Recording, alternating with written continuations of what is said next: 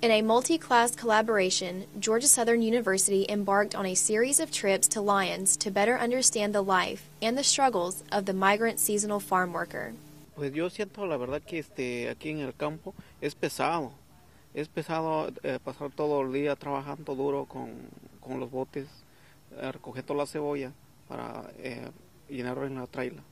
He says it's heavy. It's a heavy feeling. It's working hard for them and living here, picking up the heavy buckets that they have to pick up with full of onions. And how long have you worked here? ¿Quieres saber qué tanto tiempo tiene de estar aquí trabajando?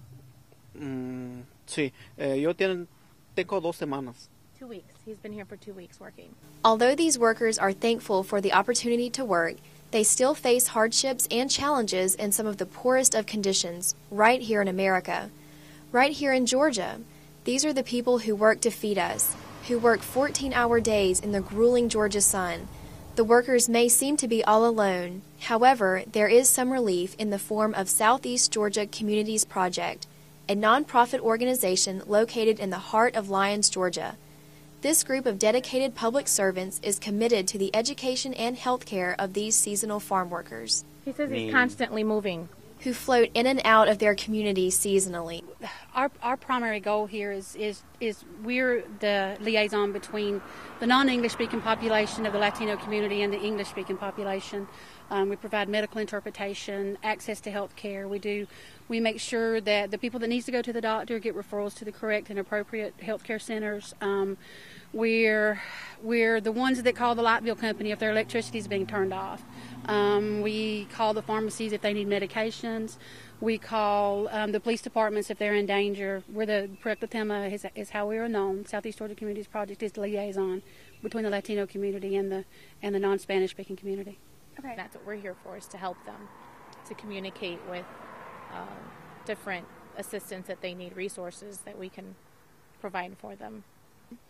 Well, our primary focus is health care and access to health care and health care education to the migrant population here in Toombs County.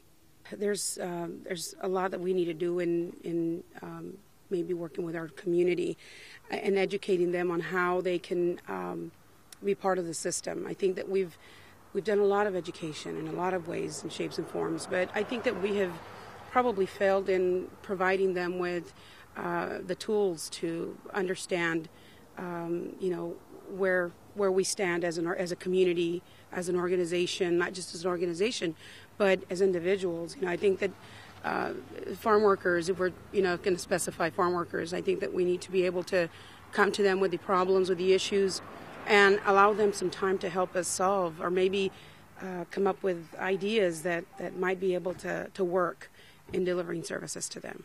With all of the help these ladies provide the farm workers, there is still an intangible need, a longing that no one here in the States can ever provide. Okay. Do you miss your family? ¿Quiere saber si usted le echa menos a su familia de su país? Menos. ¿Les echa menos? Sí. De no querer.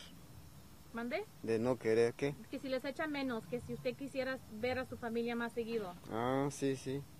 Deseo siempre, pero como hay necesidad, estamos trabajando. He said yes, of course, but it's a necessity. It's necessary for him to be here to work. What are some of the things that you miss most about being back home? Mi familia, yo lo extraño mucho porque estoy muy lejos, pero así yo le estoy echando ganas al trabajo para regresar pronto y estar junto con ellos allá. The distance is the hardest, to be so far away from family, and so his hope is that he can work hard here and then return soon. And this certainly can make providing services to these workers difficult at times.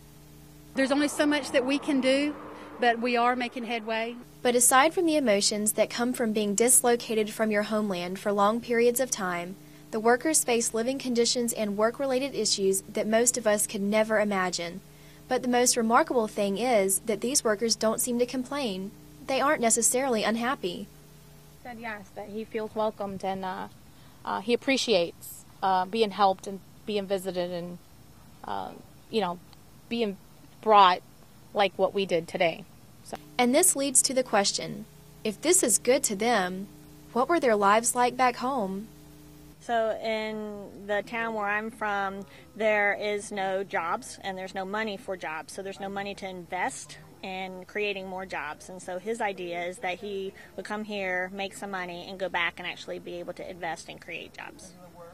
And as hard as it is for us to believe, as isolated as most of us are in comfort and security here in America, through these workers, Georgia Southern students were able to gain a better understanding of what it is like to live and work under these conditions, of what it is like to have to work and live in these conditions.